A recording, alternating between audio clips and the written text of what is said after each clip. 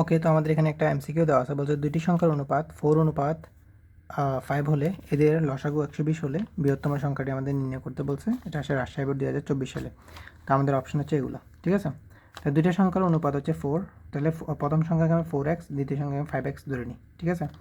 ধরে নিলে এদের লসাগু দেওয়া আছে, তাহলে আমি এদের লসাগু বের করি, যে এদের লসাগু হচ্ছে কমন আনকমন সব, ঠিক আছে। তাহলে এই দুইটার মধ্যে কমন কী হয়? এক্স। আনকমন কী? আনকমন হচ্ছে 4 এবং 5, তাহলে দুটো গুণ করে দিই, 4 কমন আনকমন সব নেব, তাহলে 4×5 কত? 20। তাহলে আমরা আনুমানিক সংখ্যার লসাগু আমাদের বের হয় কত? 20x। আর এখানে লসাগুর মান আমাদের 20 দেওয়া আছে, তাহলে এখান থেকে আমরা এক্সের মানটা বের করে নেব, ঠিক আছে। তো আমরা লিখতে পারবো প্রশ্ন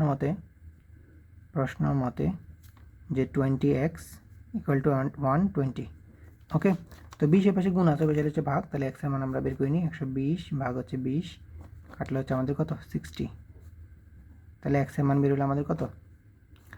16, অ্যাকচুয়ালি 6 মেবি, হ্যাঁ 6। তাহলে এক্সের মান বের হলো আমাদের 6, ঠিক আছে।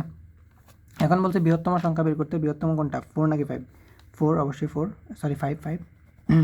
বৃহত্তম সংখ্যা হচ্ছে 5, তাহলে এখান থেকে আমরা এক্সের মান বসাবো। দেখ 5, এক্সের মান আমরা বের করছি এখন 6, তাহলে গুণ করলে হচ্ছে 5 কত? 30। ওকে, তাহলে আমাদের আনসার হচ্ছে 30, বৃহত্তম সংখ্যাটি হবে 30।